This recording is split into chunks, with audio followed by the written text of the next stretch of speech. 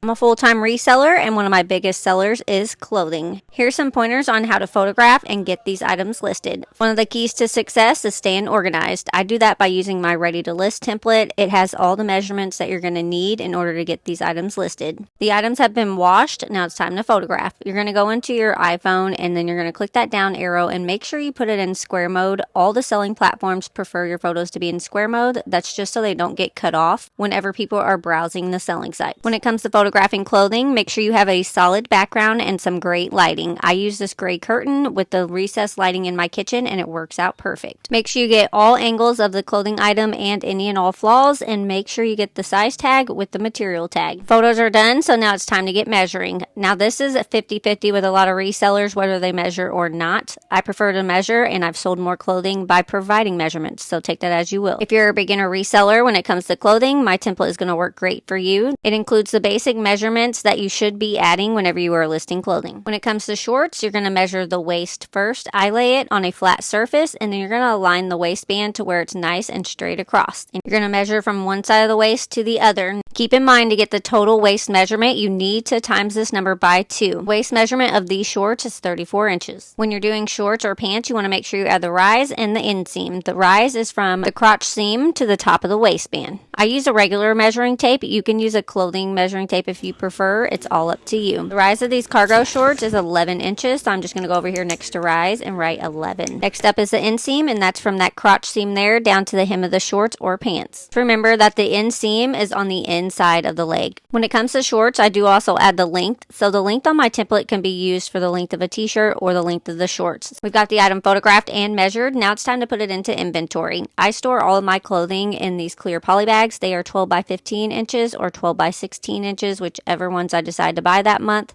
This is going to make sure that the item stays in the condition that it was photographed in until it reaches the buyer. It is crucial to have a good inventory system. We store all of our items in marked totes. So this is tote T221, and all of these are stored in our storage unit. So whenever I go back to my template where it says location, I'm going to write T221. When I go to list this item, I will put this in the custom SKU of each listing. And so once it sells, I know exactly where it's at. You're going to repeat the process over and over until you have a full template or as many items as you want to photograph that day. This is what I photographed in one day. I usually do about 1 or 2 of my templates each time I photograph. It takes me about an hour and a half. Later on in the day, I'm going to sit down and pop on my favorite Netflix show and start listing these items. It could take me a day or 2 to get all these items listed. If I'm on vacation, it may take even longer, but the point is I have the template and I can list pretty much anywhere. When it comes to listing on eBay, I do it one of 2 ways. You can open the eBay app and use their image finder and try to list it that way. I prefer Google Lens whenever it comes to listing on eBay, especially when it comes to clothing, because it's going to give you a broader search, and I just prefer it. Once I Google Lens the shorts, it brought up right away where they are listed at. These are the exact shorts that I have to get listed, and they're listed on Depop for around $35. Whenever I went to use just the eBay Google image, it did not bring up these shorts, nor did it bring up the brand or anywhere close to it. So that's why I like using Google Lens. When it comes to reselling, we only care about what is actually selling or what's sold on eBay in the last 90 days. So you're going to base your pickups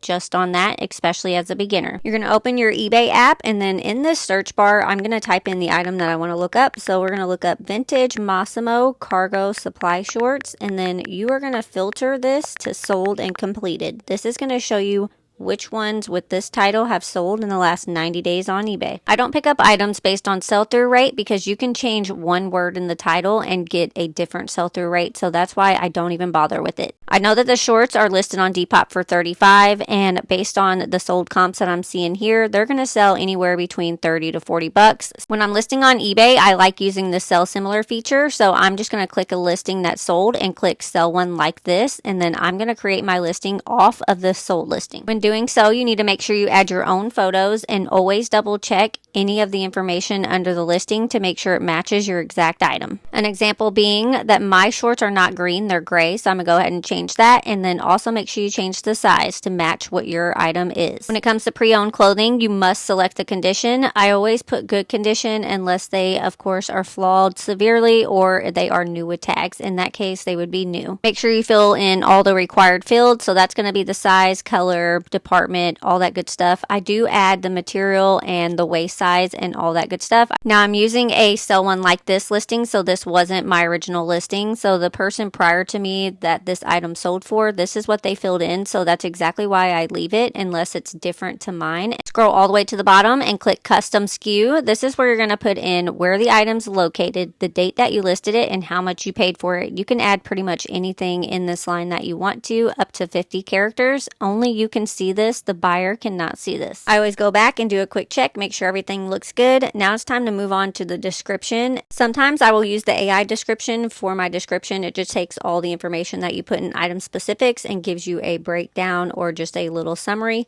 I have found mistakes doing so I quit using the AI description and I just keep it really simple. The only thing I currently include in the description is the measurements, any and all flaws, and where the item's located. Now, pricing is confusing for a lot of beginner resellers, but don't let it stump you up, you guys. You can use this median sold price right here as your baseline. These sold previously for $30. They're listed on Depop for $35. I always price my items slightly higher because we do run sales and do send offers pretty frequently. So I'm going to price mine at $49.95. I do always allow offers and I do not set a minimum offer amount. If I get a low offer, I will usually counter unless I'm in a type of mood, and then I'll just automatically decline it. It's pretty simple, you guys. Make sure you have your shipping policy set up. We ship using calculated shipping. The price of shipping is based on the distance between us and the buyer. I do always slightly overmeasure and overweigh based on what the item is. This is a pretty base measurement and weight for these type of shorts. Once the item sells, I will go in and adjust the weight and the measurements so it will give me a more accurate price when it comes to shipping, and I usually make a few cents on shipping. That's why I always overmeasure and overweigh.